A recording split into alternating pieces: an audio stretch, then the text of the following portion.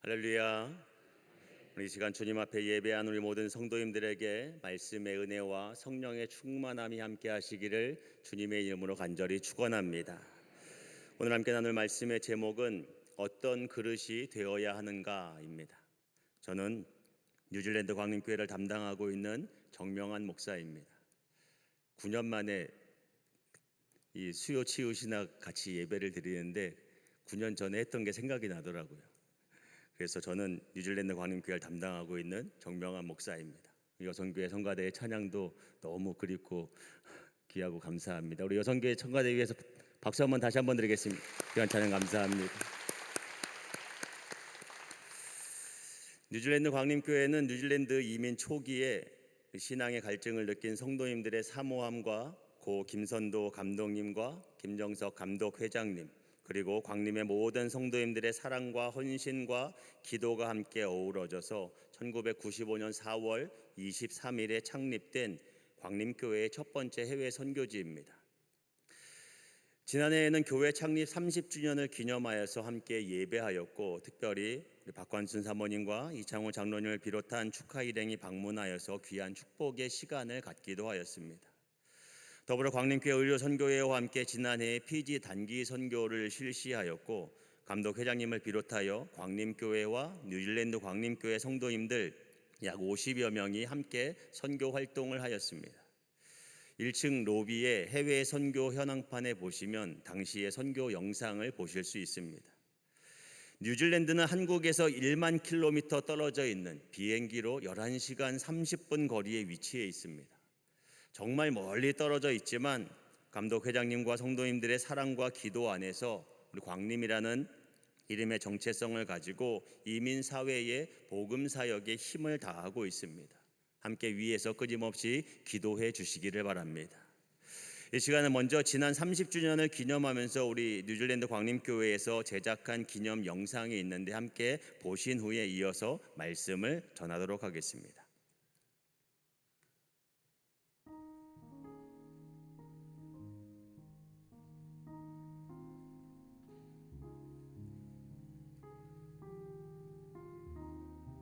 하나님의 은혜로 여기까지 이르게 하신 뉴질랜드 광림의 30년을 돌아봅니다.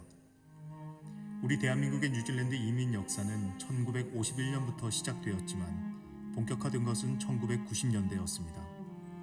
이때 한인교회는 손에 꼽을 정도였고, 먼 이국 땅에서 신앙의 갈증과 영적 외로움을 느낀 이들은 1995년 2월 27일에 서울 광림교회의 오클랜드 지교회 설립을 요청하는 서신을 발송합니다. 같은 해 4월 20일에 당시 광림교회 담임 목사이자 감리교회의 감독회장이었던 김선도 목사님과 선교단 일행이 뉴질랜드를 방문하게 됩니다. 그리고 당일 김장수 장로 댁에서 광림교회 오클랜드 지교회 설립을 위한 감격스러운 첫 예배를 드립니다. 이어 4월 23일 주일에 김선도 목사의 설교 테이프를 가지고 창립 예배를 드림으로 뉴질랜드 광림교회의 30년의 역사가 시작됩니다. 부흥되는 예배 인원으로 가정에서 더 이상 예배를 드릴 수가 없었기에 5월 7일부터는 글렌필드 칼리지 강당으로 예배 장소를 이전하여 모이기 시작하였고, 1995년 6월 3일에는 오클랜드 광림 지교회 일대 담임 목사로 강창헌 목사가 부임합니다. 이어서 6월 11일에는 오클랜드 광림교회를 현재의 명칭인 뉴질랜드 광림교회로 변경하게 됩니다.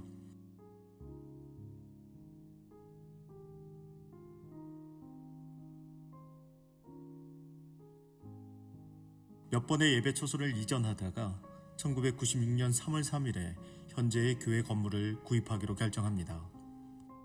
서울 광림교회 본당의 목사님과 성도님들의 크나큰 기도와 헌신이 담긴 성교비를 통하여 교회를 구입하고 현재까지 이곳에서 예배를 드리고 있습니다. 자체 교회 건물을 보유한 이후에 1996년 6월에 처음으로 호랩산 40일 특별 새벽 기도회를 시작하였고, 금년에 제30회 호랩산 기도회를 기다리고 있습니다. 또한 뉴질랜드에서 유일하게 1년 365일 새벽마다 깨어 기도하는 영적 전통을 이어가고 있습니다.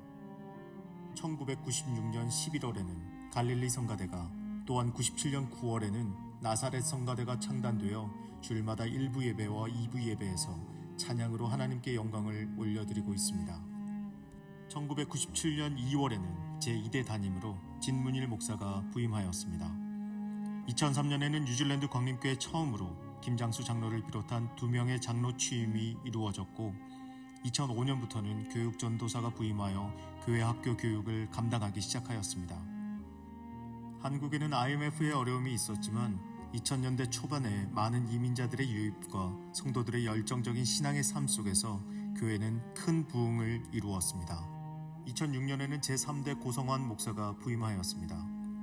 교회의 부흥과 함께 국내외 선교를 시작하였고 2008년부터는 가까운 섬나라인 피지 선교를 시작하였습니다. 제1차 피지 단기 선교를 통해 피지 내륙에 있는 나꾸르 마을의 교회를 건축 봉헌하였습니다. 2009년에는 제2차 피지 단기 선교와 함께 남부타 마을 교회를 건축 봉헌하였습니다. 이어서 2010년에는 광림교회 본당 의료 선교회와 연합하여 피지 나꾸르 마을을 거점으로 주변 내륙 마을의 선교 활동을 하였고 2011년도에 광림교회 본당과 연합으로 의료 선교 활동을 하였습니다. 그 해에는 피지 나몰리 마을의 교회를 건축 봉헌하였습니다. 나몰리 마을의 교회는 현재 주중에는 프라이머리 스쿨로 사용하고 있습니다. 2013년에는 뉴질랜드 광림교회 두 번째로 윤재용 장로, 홍순정 장로의 장로 취임식이 있었습니다. 이어서 2013년 5월에는 제4대 담임 목사인 정전수 목사가 부임하였습니다. 그리고 교회의 지역사회 선교를 위한 광림문화센터를 실시하였습니다.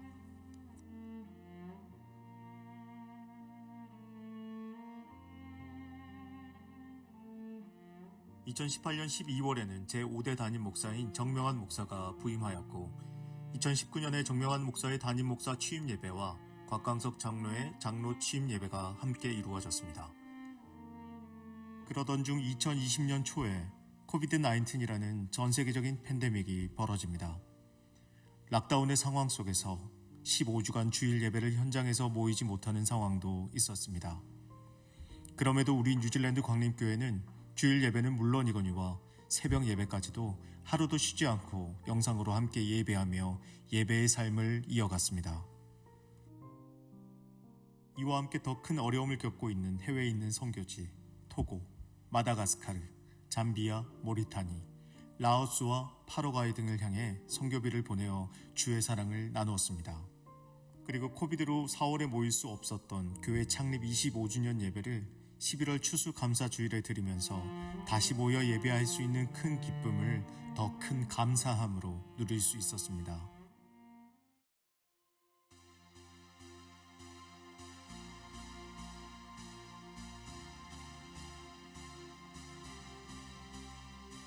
우리 뉴질랜드 광림교회는 광림의 5대 전통인 적극적 신앙, 풍요한 창조, 성실한 생활, 사랑의 실천, 일치된 순종 아래에서 행복이 넘치는 교회로서의 믿음의 공동체를 세워가고 있습니다.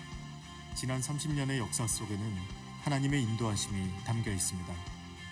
더불어 광림교회 본당의 고 김선도 감독님의 기도와 김정석 감독 회장님의 사랑, 그리고 온 성도님들의 섬김도 담겨 있습니다. 이와 함께 지난 30년의 시간 동안 이 자리에서 함께 웃음과 눈물로 예배하며 신앙의 삶을 이어온 목회자와 성도들의 헌신이 쌓여져 여기까지 이르게 된 줄 믿습니다. 이 모든 시간 속에 담겨진 주의 사랑과 은혜에 감사하며 앞으로의 뉴질랜드 광림교회의 영적인 여정 가운데 그리고 교회에 속한 모든 권속들의 신앙과 삶과 가정과 일터와 모든 걸음에 가장 선한 길로 이끄시는 주의 은혜가 충만함을 기대함으로 나아갑니다.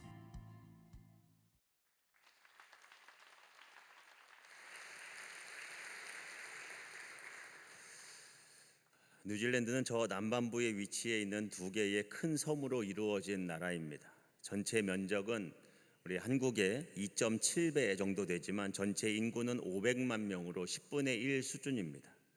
대신 양이 2,500만 마리가 지금 뛰어놀고 있고요. 한때는 제일 많이 기를 때는 7천만 마리까지의 양들이 있었습니다. 남위 41도에 위치해 있어서 한국과는 계절이 정반대이고 여름에는 기온이 20도 후반까지 올라가고 겨울에는 영상 4, 5도 정도까지 내려갑니다.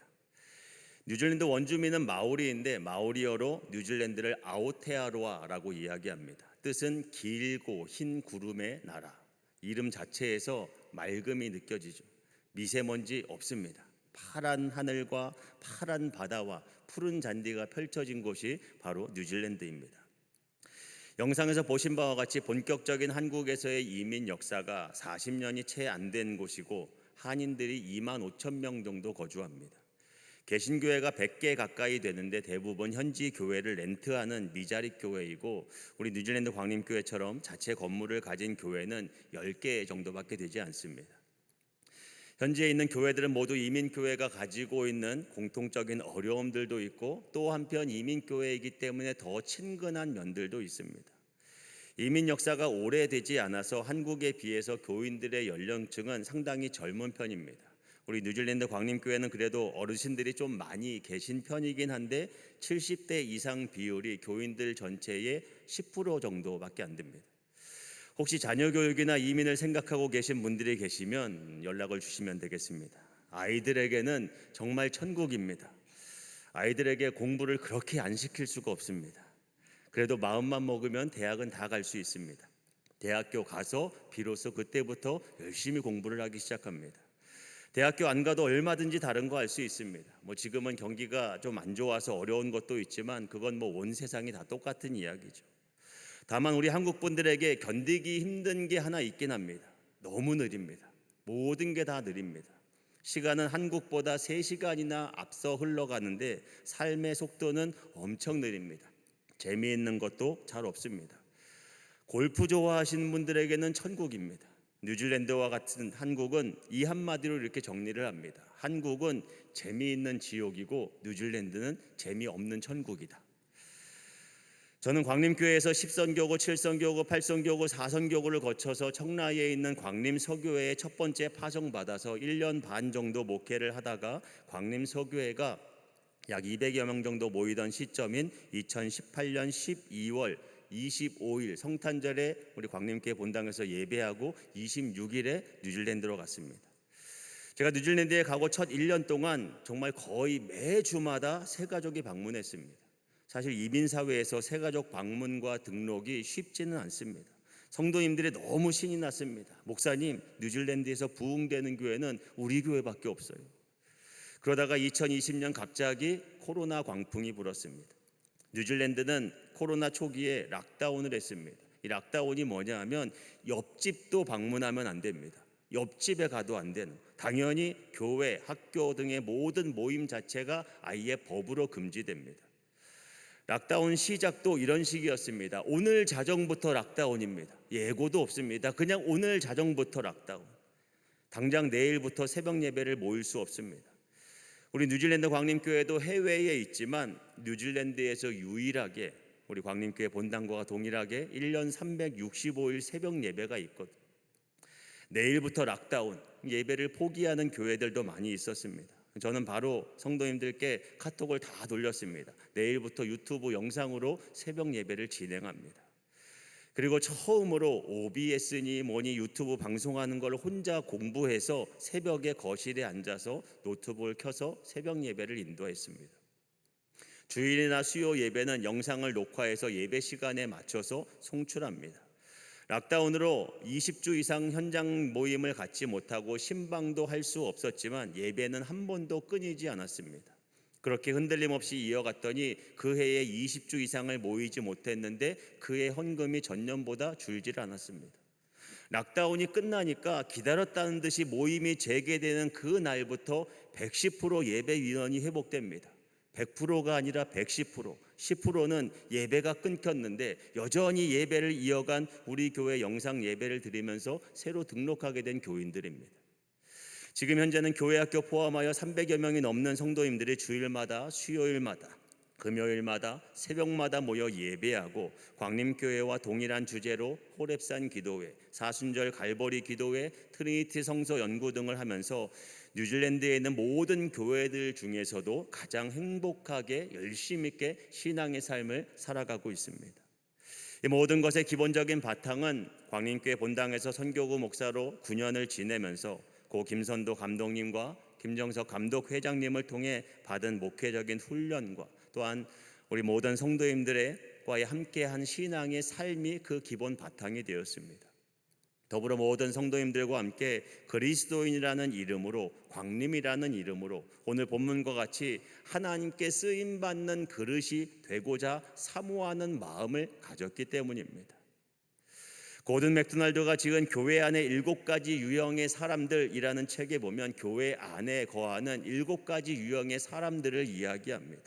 첫 번째 유형은 VRP, Very Resourceful People, 즉 아주 유능한, 꼭 필요한 사람들, 내 삶의 모델이 되는 사람, 멘토와 같은 사람으로 신앙적인 면에 있어서나 삶적인 면에 있어서나 성숙된 사람, 본이 되는 사람입니다.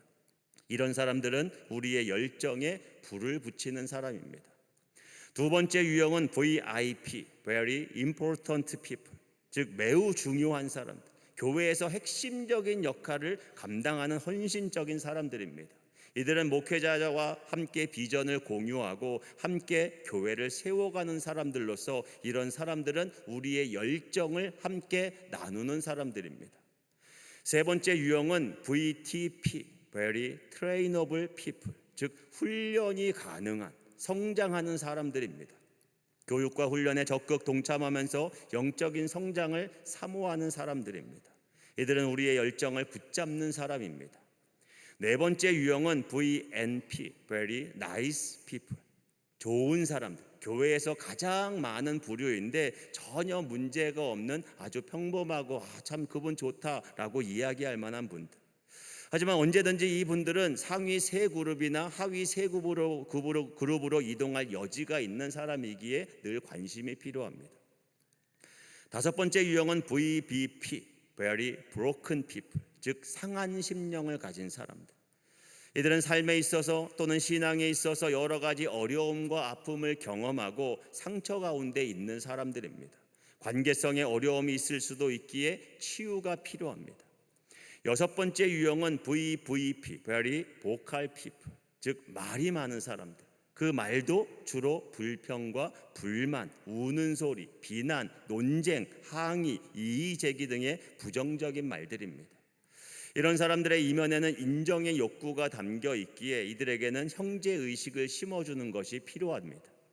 마지막 일곱 번째 유형은 VDP, Very Draining People, 즉 진을 빼는 사람들입니다. 소위 에너지 뱀파이어라고 불리웁니다. 극강의 부정적인 영향력으로 주변 사람들을 아주 지치게 만들고 아무리 관심을 기울여도 조금 나아지는 것 같다가 다시 그대로 돌아가는 사람들입니다. 이들은 사람들의 열정을 소진시켜 버립니다. 교회만이 아니라 어떤 공동체에서도 이러한 유형들은 다 존재합니다. 그럼 나 자신은 어떤 부류에 가까울까요? 우리들은 모두 첫 번째나 두 번째 유형을 향해서 나아가야 합니다. 신앙적으로나 인격적으로 다른 모든 사람들에게 본이 되는 사람, 교회에서나 세상에서나 어디에서 무슨 일을 하든지 꼭 필요한 사람, 쓰임받고 인정받는 사람이 될 수 있기를 바랍니다. 하나님께서 이 땅 가운데 나를 보내주셨는데 귀하게 쓰임받아야 하지 않겠습니까? 하나님께서 나를 광림이라는 믿음의 공동체에 보내주셨는데 또한 수많은 직임과 직분과 사명을 맡겨주셨는데 잘 쓰임받아야 하지 않겠습니까? 오늘 본문은 교회 내에 속한 성도들을 그릇에 비유해서 설명합니다. 20절 초반에 말씀하죠. 큰 집에는 금그릇과 은그릇뿐 아니라 나무그릇과 질그릇도 있어. 여기서 큰 집은 작게는 교회요, 크게는 세상을 뜻합니다. 그리고 그릇들은 그 속에서 살아가는 모든 사람들을 뜻합니다. 그렇다면 나는 광림이라는 믿음의 공동체 안에서 어떤 그릇인가? 하나님 나라에서 나는 어떤 그릇인가? 내 삶의 지경에서 나는 어떤 그릇이 되어 어떻게 잘 쓰임 받아야 할 것인가? 더불어 우리 대한민국에서 또한 저 뉴질랜드에서 이 세상 속에서 어떤 그릇이 되어야 잘 쓰임 받을 수 있을까? 함께 말씀을 통해 은혜를 나누고자 합니다. 첫 번째로 깨끗한 그릇이 되어야 합니다. 깨끗한 그릇. 그릇에는 여러 종류가 있습니다. 금그릇도 있고 은그릇도 있고 나무그릇도 있고 질그릇도 있습니다. 그런데 그 많은 그릇들 중에 어떤 그릇이 쓰임을 받게 되는가? 깨끗한 그릇입니다. 여러분 잘 아시는 수저 계급론이라는 게 있죠. 본래 유럽에서 귀족층을 일컫는 은수저와 평민 계급을 일컫는 나무수저로 출발한 것이 한국에 오니까 9가지로 세분화됩니다. 제일 좋은 수저는 다이아몬드 수저, 그 다음은 금수저, 그 다음은 은수저. 사실 은수저부터 그 위로는 재력에 있어서는 별 차이가 없다고 합니다. 근데 여기에 권력이라든가 학력이라든가 인맥이 더해지면서 금, 다이아몬드, 은 이렇게 나눠진. 그 다음은 동수저, 그 다음이 철수저인데 여기까지가 중산층이라고 합니다. 그 다음은 나무수저, 그 다음은 플라스틱 수저, 그 다음은 흙수저로 수저론의 가장 낮은 단계입니다. 여기에다가 훔친 수저가 더해졌는데 금수저인 줄 알았는데 알고 봤더니 잘못된 방법으로 돈을 벌어서 금수저가 된 경우, 그런 경우를 훔친 수저라고 얘기한다고요. 그런데 이 수저론과 오늘 본문의 출발이 비슷합니다. 금그릇, 은그릇, 나무그릇, 질그릇. 수저를 그릇으로 바꾸면 똑같아집니다. 하지만 수저론과 오늘 본문의 결정적인 차이가 있죠. 수저론은 수저 자체의 질적인 것이 가장 중요한 요인이지만 오늘 본문은 그릇의 질이 중요한 게 아니라 그릇의 청결도, 얼마나 깨끗한가. 지금 당장 그릇을 써야 하는데 여러분 앞에 금그릇도 있고 은그릇도 있고 나무그릇도 있고 질그릇도 있습니다. 무엇을 사용할 것인가? 아니 이왕이면 다홍치만 하고 금그릇이나 은그릇 쓰지 않겠습니까? 하지만 그 그릇들이 더러우면, 깨져 있으면, 흠이 있으면 사용할 수가 없습니다. 이처럼 그릇 자체의 본질적인 역할을 잘 감당하기 위해서는 무엇보다 깨끗해야 합니다. 그럼 깨끗한 그릇이 된다는 것이 무엇인가요? 그릇의 종류는 어떻게 보면 내가 타고나는 것과 같습니다. 하지만 깨끗하게 하는 것은 나의 노력의 차원이죠. 예를 들어 내가 금그릇과 같은 사람인데 깨져버렸습니다. 금이 갔습니다. 부정적인 생각에 금이 가고 불평과 불만에 금이 가고 욕하고 비방하는 것을 좋아하는 그런 금들이 군데군데 가 있으면 아무리 금그릇이라고 하더라도 밝게 빛나기가 어렵습니다. 또 내가 은그릇과 같은 사람인데 그 안에 더러움이 가득 차 있으면, 정욕적인 삶의 더러움, 이기심의 더러움, 거짓됨의 더러움이 그 안에 가득 차 있으면 은그릇으로서의 값어치를 발휘할 수가 없습니다. 나무그릇, 질그릇 다 마찬가지죠. 우리가 하나님의 일을 위해 쓰임 받고자 할 때 가장 중요한 것은 내가 어떤 그릇이냐, 그보다 얼마나 스스로를 깨끗하게 하고 있느냐가 중요합니다. 그럼 어떻게 해야 깨끗한 그릇이 될 수 있을까요? 믿는 자는 회개하는 심령을 가질 때에 깨끗한 그릇이 될 수 있습니다. 말씀의 거울 앞에 늘 자신을 비춰 정결케 하는 것입니다. 우리 모든 성도님들은 깨끗한 그릇이 될 수 있기를 바랍니다. 물론 그릇이 항상 깨끗할 수는 없겠죠. 보관하다 보면 먼지도 묻을 수 있고 사용하다 보면 밥풀도 묻을 수도 있고 국물이 묻을 수도 있죠. 하지만 깨끗하게 씻어가면 그만인 거예요. 우리도 다 더러운 심령이 될 수 있지만 그때마다 예수 십자가 보혈을 의지하는 마음으로 말씀의 거울에 우리 자신을 비춰오며 스스로를 깨끗하게 할 때에 하나님께 쓰임받는 그릇이 되는 줄 믿습니다. 내가 금그릇이냐, 은그릇이냐, 나무그릇이냐, 질그릇이냐, 명품그릇이냐, 포트메리온이냐, 코렐이냐, 그게 중요한 게 아니라 깨끗한 그릇, 깨끗한 그릇이 되어서 귀하게 쓰임받는 우리 모든 성도님들 되시길 주님의 이름으로 간절히 축원합니다. 두 번째로 귀하게 쓰임받는 그릇이 되어야 합니다. 예전에 본당에서 선교구 목사로 지낼 때에 한 가정에 신방을 갔습니다. 신방 예배를 마치고 나서 우리 권사님이 과일과 이렇게 차를 내오시는데 한눈에 봐도 이 찻잔이 범상치가 않습니다. 그릇의 문외한인 제가 보더라도 아주 고급스럽고 너무 좋아 보이는, 특별해 보입니다. 그래서 권사님, 찻잔이 너무 멋지네요. 그랬더니 권사님께 기다리셨다는 듯이 말씀하십니다. 그거 목사님 오실 때만 쓰는 거라. 그 권사님은 그거 내오시면서 제가 안 물어볼까 봐 얼마나 마음을 졸이셨을까. 기억하고 있다가 다음에 또 신방 갔을 때도 권사님 그 찻잔, 그러면 이제 그 더 이상은 할 얘기가 없는 거죠. 아마 우리 성도님들 가정에도 그렇게 특별한 그릇, 특별한 찻잔들이 있으실 겁니다. 평소에는 잘 사용하지 않다가 정말 특별한 손님이 오면 사용하는 그릇, 가족들끼리 있을지라도 특별한 분위기를 내고 싶을 때 꺼내놓는 그런 찻잔 그릇들이 있습니다. 귀하게 쓰여지는 그릇이죠. 그런데 이렇게 고급스럽게, 그래서 특별한 사람에게만, 특별한 상황에서만 사용되는 그릇만 귀한 것인가요? 우리가 일상에서 자주 사용하는 그릇은 어떤가? 귀하고 고급스러운 것은 아닐지라도 그보다 훨씬 더 많이 사용하는, 매일 식사할 때마다 사용하는, 매일 커피 마실 때마다 사용하는 그런 그릇도 있습니다. 어떻게 보면 그릇 본연의 역할에 더 충실한 것은 그런 그릇들입니다. 1년에 몇 번 사용하지 않는 그릇이나 찻잔 세트보다 매일 식탁에 올라오는 밥그릇, 국그릇, 접시, 머그컵, 사용 빈도와 편함에 있어서는 오히려 그 그릇들이 더 귀하게 쓰임받는 그릇이라고 할 수도 있습니다. 그런데 오늘 본문 20절 후반부에 보면 귀하게 쓰는 것만이 아니라 천하게 쓰는 것도 있다고 이야기합니다. 그럼 천하게 쓰는 그릇은 무엇인가? 로마서 9장 21절에 말씀합니다. 토기장이가 진흙 한 덩어리로 하나는 귀히 쓸 그릇을, 하나는 천히 쓸 그릇을 만들 권한이 없느냐. 이어지는 22절에 보면 그 천히 쓸 그릇은 멸하기로 준비된 진노의 그릇이다 라고 다시 말씀합니다. 따라서 본문에서 말씀하고 있는 천하게 쓰는 그릇은 오늘 우리가 읽지는 않았지만 앞서 나와 있는 17절에 나오고 있는 후메네오와 빌레도 같은 사람을 뜻합니다. 저들도 교회라는 공동체 안에 소속되어 있었습니다. 근데 바울은 저들을 가리켜서 악성 종양과 같다라고 이야기합니다. 처음 서론에서 말씀드렸죠. 교회에 있는 7가지 부류의 사람들, 그 중에서 선한 영향력을 끼치는 사람들도 있지만 마지막 6번째, 7번째 부류는 교회라는 공동체에 해를 끼치는 사람입니다.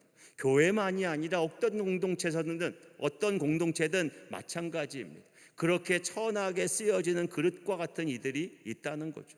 하지만 로마서 9장의 말씀을 보면 하나님께서는 그 멸하기로 예비된 그릇, 오늘 본문에 천하게 쓰는 그릇과 같은 이들을 향해서도 오래 참으심과 긍휼로 돌이키기를 기대하신다라고 말씀합니다. 회개하고 스스로를 정결케 하면 천하게 쓰여지는 그릇도 결국 귀하게 쓰임받는 그릇이 될 수 있다는 거죠. 그래서 본문 21절에 말씀합니다. 그러므로 누구든지 이런 것에서 자기를 깨끗하게 하면 귀히 쓰는 그릇이 되어 거룩하고 주인의 쓰심에 합당하며 모든 선한 일에 준비함이 되리라. 자기를 깨끗하게 하면 천하게 쓰임받던 그릇조차도 귀하게 쓰임받는 그릇이 될 수 있다는 것. 우리 모든 성도님들은 언제나 어디에서나 귀하게 쓰임받는 그릇이 될 수 있기를 바랍니다. 아주 고급스러운 그릇처럼 특별한 날에 자리를 빛낼 만한 역할을 감당하든지, 아니면 매일 밥상에 올라가는 밥그릇, 국그릇처럼 묵묵히 주어진 자리를 감당하든지, 어떤 모양이든지 귀하게 쓰임받는 그릇이 되시기를 바랍니다. 그리고 혹시라도 내가 천하게 쓰임받는 그릇의 모습을 갖고 있지는 않은지, 그런 모습이 있지는 않았는지 스스로 돌아볼 수 있기를 바랍니다. 내 말과 행동과 가지고 있는 성품적인 문제로 인하여 천한 습성들이 드러나지는 않았는지를 돌아볼 수 있기를 바랍니다. 그래야 언제나 스스로 정결케 하여 귀하게 쓰임받는 그릇되는 우리 모든 성도님들 되시길 주님의 이름으로 간절히 축원합니다. 끝으로 주인의 쓰심에 합당한 그릇이 되어야 합니다. 교회에서 연말이 되면 한 해를 마무리하고 또 새로운 한 해를 준비하는 과정들을 감당하게 됩니다. 그 속에서 직분자도 세워가고 각 위원장과 부장, 차장, 속해 편성도 해야 합니다. 여기 선교구 목사님들이나 또 신방 전사님들은 공감하시겠지만 사람을 세워가는 게 참 쉽지 않습니다. 저 예전에 선교구 목회할 때 보면 한 전사님이 늘 연말 되면 그런 얘기 하셨어요. 목사님, 흙으로 사람을 빚어서 만들었으면 좋겠다. 꼭 세워야 하는데 합당한 사람을 찾기 어려울 때도 있고, 이분은 세우기 어렵지만 그럼에도 불구하고 또 세워야만 하는 분들도 계십니다. 저도 연말이 되면 잠 못 들고 기도하면서 잘 세워가고자 하지만 성도님들 입장에서는 나는 왜 이번에 안 되었을까? 서운하게 생각하실 수도 있고, 저 사람은 자격이 되나? 이렇게 또 생각하실 수도 있습니다. 그리고 이민교회는 이런 게 진짜 더 많이 힘듭니다. 그런데 사람마다 바라보는 시선과 생각이 다 다르기에 그런 마음이 드는 것 자체는 어쩔 수 없습니다. 내가 안 돼서 섭섭한 거, 저 사람이 나보다 먼저 된 것이 섭섭한 거, 그런 마음까지 드는 건 어쩔 수 없는 겁니다. 중요한 건 그 다음인 거죠. 내가 이번에 안 되었으면 그래 좀 더 준비해야지 라고 받아들이시면 스스로에게도 은혜가 되는 겁니다. 저 사람이 좀 부족해 보이는데 그러면 그래 이런 마음이 드는 것 보니까 내가 저 사람 위해서 기도하라고 하나님께서 이런 마음을 주시는구나. 그렇게 하고 기도하면 내 신앙의 성숙을 이루어갈 수 있습니다. 더불어 정말 중요한 것은 다른 사람이 쓰임을 받느냐 그렇지 않느냐 그 이전에 내가 쓰임 받는 게 중요한 거죠. 내가 먼저 쓰임 받는 그릇이 되는 거. 내가 아무리 직분을 가지고 있어도 어떤 직임이 나에게 맡겨도 하나님의 쓰심에 합당치 못하면 그게 무슨 소용이 있겠습니까? 우리의 신앙의 삶 속에서 정말 중요한 것은 내 시선이 우리 주님을 향하는 것이요, 더불어 내 시선이 또 나 자신도 향할 수 있어야 된다는 겁니다. 내가 하나님께 쓰임받는 그릇이 되는 것이 중요합니다. 더불어 교회 공동체 내에서 다른 사람이 잘 쓰임받을 수 있도록 함께 협력하고 격려해 주는 것이 반드시 필요합니다. 다 아시죠? 혹 부족할지라도 옆에서 함께 지지해주고 믿어주고 협력해주고 잘한다 해주면 능력 이상으로 감당하게 됩니다.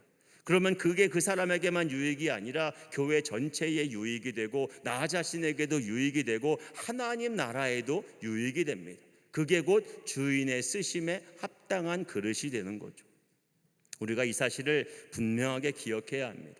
주인의 쓰심에 합당한 그릇이 되어야 한다. 주인의 쓰심에, 이 안에 두 가지 의미가 있거든요. 하나는 내가 쓰는 게 아니라 쓰임을 받는 겁니다. 주인의 쓰심에, 쓰임을 받는 것, 수동. 쓰임을 받는 그릇은 내 뜻을 주장할 수가 없습니다. 주인이 쓰시는 대로 쓰임 받는 거죠. 또 하나, 주인이 쓰시는 겁니다. 그릇인 내가 나를 쓰는 게 아닙니다. 주인의 손에 붙잡혀야 쓰임을 받습니다. 주인이 이걸 담겠다고 하는데 그릇이 난 그런 건 안 담을 거야, 도망가고 난 저것만 담을 거야, 그렇게 할 수가 없습니다. 교회에서 직임과 직분과 사명과 봉사의 자리를 대하는 바른 자세입니다. 그래서 본문 21절에 말씀하죠. 그러므로 누구든지 이런 것에서 자기를 깨끗하게 하면 귀히 쓰는 그릇이 되어 거룩하고 주인의 쓰심에 합당하며 모든 선한 일에 준비함이 되리라. 오늘 본문 전체적인 정리가 이 말씀의 순서대로 다 담겨 있습니다. 먼저 자기를 깨끗하게 하면 귀히 쓰는 그릇이 됩니다. 그러면 주인의 쓰심에 합당하게 됩니다. 그리고 이 모든 것의 결과가 모든 선한 일에 준비함이 되리라. 모든 선한 일이 무엇인가요? 하나님께서 나에게 맡기신 사명이요, 우리 교회에 맡기신 사명이요, 우리 모든 그리스도인들을 통해 세상에 이루어 가실 하나님의 역사입니다.